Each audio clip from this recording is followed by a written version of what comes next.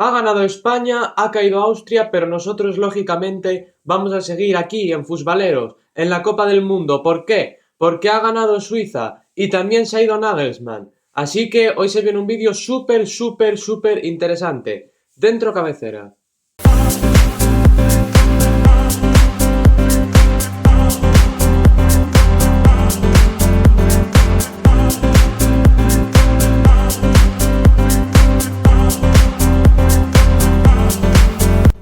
En el vídeo de hoy vamos a hablar exclusivamente del España-Austria y del Suiza-Argelia, una de cal y una de arena. Vamos a hablar de lo que se nos viene esta noche, sobre todo con ese Argentina-Cabo Verde a las 12 de la noche. Y también vamos a hablar, por supuesto, de la que es la gran noticia del día, que es la marcha de Julian Nagelsmann de motu propio. 14 millones que se ahorra la DFB, luego lo comentamos, por la dimisión del hasta ahora seleccionador alemán. Antes, vamos con el MVP de la jornada. El MVP de la jornada es Mikel Oyarzabal, el jugador español, decisivo ayer en la victoria de España, marca el primero, marca el tercero también de la Roja, los dos son jugadas muy similares a pase de Marc Cucurella y lo que es más importante, se ha convertido en el sexto jugador con más goles en la historia de España, superando ya a Fernando Morientes en la tabla que aún lidera David Villa. Y dicho esto, vamos con el análisis del partido. España ganó a Austria 3-0 ayer, como comentábamos antes, en el SoFi Stadium de Los Ángeles, una victoria justísima de la selección española que supo enfrentar muy bien las fortalezas del equipo austriaco. Hablábamos en el análisis de ayer de que España no podía ser horizontal y tenía que jugar rápido, y exactamente eso fue lo que hizo, jugar rápido. Parecía por momentos que le quemaba el balón a los jugadores de España. Se trabajó con ataques rápidos, se recurrió bastante a las bandas, como comentamos ayer también, especialmente a la izquierda, con Cucurella entrando muchas veces al área y bueno, sobre todo en esos dos goles, ¿no? Y todo esto llevó a la que fue la mayor derrota en la era Rangnick en la selección austríaca. Hay que hablar de Danso y de Alaba, que quedan señalados, entre comillas, en el primer y el tercer gol, en los que pueden hacer más, sobre todo en el primero. A mí por eso me pareció un poquito incomprensible el enfado que luego se ve en televisión sobre el minuto 84 de Alaba con Grealish por la acción de Lamine Yamal, que saca bajo palos el hasta ahora jugador del Real Madrid, pero no tiene ningún motivo para enfadarse Alaba porque él mismo en el partido había cometido errores bastante importantes. Austria tuvo buenos minutos, no tan buenos como los mejores contra Argentina, pero tuvo buenos minutos al final de la primera parte y hasta la segunda pausa de hidratación en esa parte del partido, pero luego al final España se impuso por el hombre por hombre, porque realmente jugó mejor, porque puso en problemas a la defensa de Austria y porque España también puso a Austria muy difícil encontrar a sus jugadores de referencia arriba, sobre todo a Gregovic. Luego Rangnick tiene la idea de jugar a base de centros, de atacar a base de centros, mete a Arnautovic, hace los cambios muy rápido, Rangnick, esto hay que felicitarle por ello, hace los cambios muy rápido, mete a Arnautovic, pero es que tampoco son capaces de encontrarlo porque la defensa de España fue muy buena y también la actuación del portero, que no tuvo mucho que hacer, pero me sirve para hilar que se ha convertido Unai Simón en el portero con más minutos imbatidos de la historia de los mundiales, un récord que poseía Walter Zenga, portero de Italia en el Mundial de 1990, que estuvo imbatido desde el partido inaugural hasta la semifinal. Unai Simón lo hizo en 2 mundiales, pero hay que darle, claro, mucho mérito, por supuesto, al portero del Athletic de Bilbao, pero también a los jugadores de defensa. En resumen, yo creo que Austria se puede ir bastante orgullosa de esta Copa del Mundo. Savitzer dijo en el postpartido que estaban bastante decepcionados, pero luego Rangnick dijo que fue un enorme desafío este partido y que este equipo, refiriéndose por supuesto a la selección austriaca, habría estado a la altura de cualquier otro rival y habría tenido posibilidad de avanzar.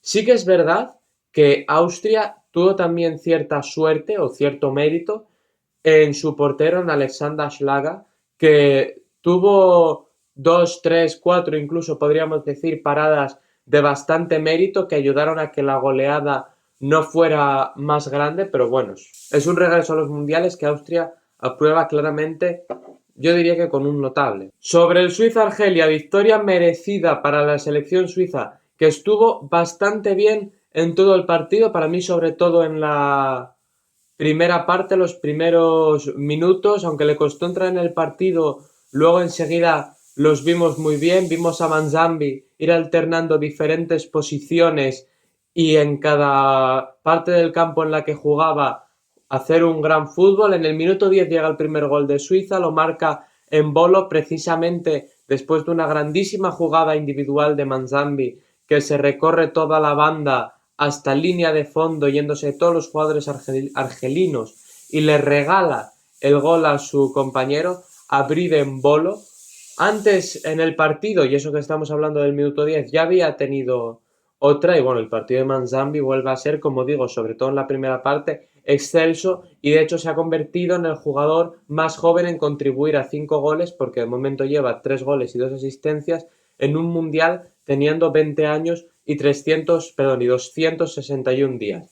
Enseguida se empezó a ver también en el partido, y esto fue muy importante y lo aprovechó muy bien Manzambi, que Argelia no podía seguir el ritmo de juego que planteaba Suiza, un ritmo de juego súper exigente. Argelia es una selección que tiene demasiados veteranos y eso se notó para mal en este partido. Ya no solo les costó Manzambi, es que les costó también seguir a Ndoye, que por fin fue el Ndoye que esperábamos, el Ndoye que todos queríamos ver. Ndoye marca el segundo gol del partido 45 segundos después de que comience la segunda parte, en una acción que recuerda, no en la jugada en sí, sino en el momento del partido, al gol de Rubén Vargas contra Canadá. Y luego Suiza no sufre tanto como llegó a sufrir en el partido contra Canadá. De hecho, en las declaraciones post partido se comentó ese tema, ¿no? La defensa de Suiza, que había encajado gol en los 3 partidos de la fase de grupos y que ahora llega a los 16avos y no encaja gol. Se felicitó a la defensa suiza. De hecho, en relación a esto que comentamos del final del partido, a partir del minuto 70 ya Murat Yakin incluso decide quitar a Manzambi y a Vargas, para mí tomando una buena decisión porque tiene el partido ganado y así los deja descansar y se ahorra riesgos de cara al partido del lunes contra Colombia o contra Ghana. Y hay que elogiar también, hoy que estamos hablando tanto de tema físico, a Denis Zakaria, que termina el partido con alguna molestia, pero que como lateral, en sustitución de Widmer o de Jaquez, hace un partido excelso y yo casi pienso que debería jugar él en la siguiente jornada porque le ha salido el experimento redondo a Murat Yakin. Hay que decir que Suiza consiguió ayer ganar por primera vez un partido eliminatorio de Mundial desde 1938, cuando le ganaron en el Mundial de Francia a la Alemania nazi, que incluía jugadores austriacos por el Anschluss. Y luego en rueda de prensa dijo Murat Yakin: tuvimos que luchar, sobre todo al principio, no conseguimos entrar en el partido, pero por suerte llegó el gol. Eso en referencia a esos primeros 10 minutos de partido en los que vimos a una Argelia más combativa, vimos los mejores minutos, yo diría, pese a que llevaron al gol suizo, al primero, de la selección argelina. Y ahora, noticias del día. Empezamos hablando de Alemania, bueno, empezamos y acabamos porque con Alemania tenemos mucha plancha. Ya es oficial, Julian Nagelsmann abandona la selección alemana. Ayer hubo una reunión con Ben Neuendorf, Hans-Joachim Watzke y Rudi Völler en la sede de la DFB, en la que se hizo un análisis de la debacle alemana en este mundial y se le invitó, según informó el Bild, a dimitir a Julian Nagelsmann, que lo hizo, como digo, esta mañana. La DFB se ahorra pagarle a Julian Nagelsmann 14 millones de euros que le tendría que pagar de indemnización, que se podrán ir a otra cosa, y se espera, como comentamos en los vídeos de estos últimos días, la llegada de Jürgen Klopp.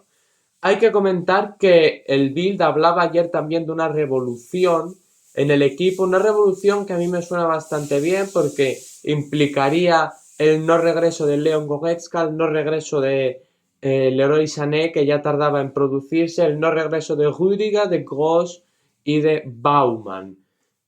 Jugadores, bueno, Baumann no jugó en el Mundial, Gross tampoco, Rüdiger por la lesión de Schlotterbeck, pero está bien que se vaya a empezar a apostar por los jóvenes. Vamos a ver si Klopp, yo confío en que sí, pues ya para las ventanas de Nations League convoca a Said El Mala, a Tom Bishop, Lena Afkal, doy por hecho que estará sí o sí, si está bien.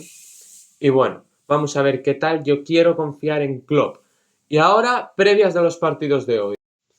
En el Australia-Egipto, que abre la jornada a las 8 de la tarde, tenemos a Egipto partiendo como favorita en este partido, sobre todo por lo que le ha venido costando a Australia hacer goles en este Mundial.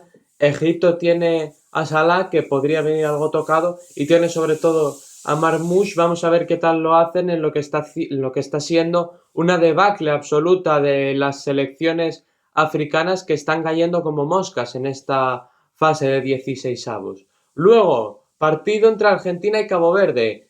A mí el que más me apetece en el día de hoy, por ver a Cabo Verde, sobre todo es muy probable, lógicamente, que gane Argentina, pero aquí nunca vamos a subestimar a rivales, ya hemos visto lo que nos han hecho, ya hemos visto cómo fueron capaces de defender en el partido de España sin jugar sucio.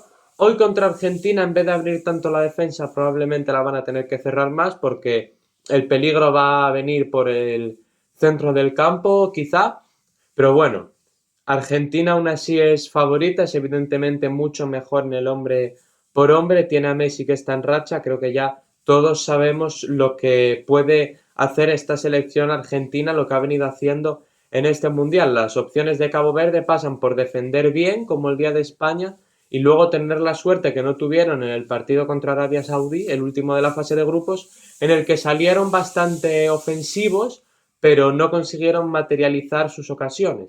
Y por último, tenemos el Colombia-Ghana, un partido que también apetece, porque es que en un mundial apetecen todos, en mayor o menor medida, pero apetece ver todos los partidos. Colombia es una selección que a mí me está entrando muchísimo por el ojo, no es una métrica objetiva, pero en mi opinión está siendo la selección más divertida de ver de los equipos Conmebol. Quiero ver a Luis Díaz siendo realmente decisivo, quiero ver a un Luis Díaz que sea clave en un partido que evidentemente es histórico para Colombia, acostumbrada a grandes escenarios, no le pilla de nuevas, pero llevaba unos años la selección colombiana malos y ahora pues poder volver a verla ahí sería evidentemente una gran alegría para el país cafetero. Hay que hablar también de Azar, el portero ganés, que se lució contra Inglaterra, que hizo una grandísima fase de grupos. Vamos a ver qué puede hacer contra Colombia.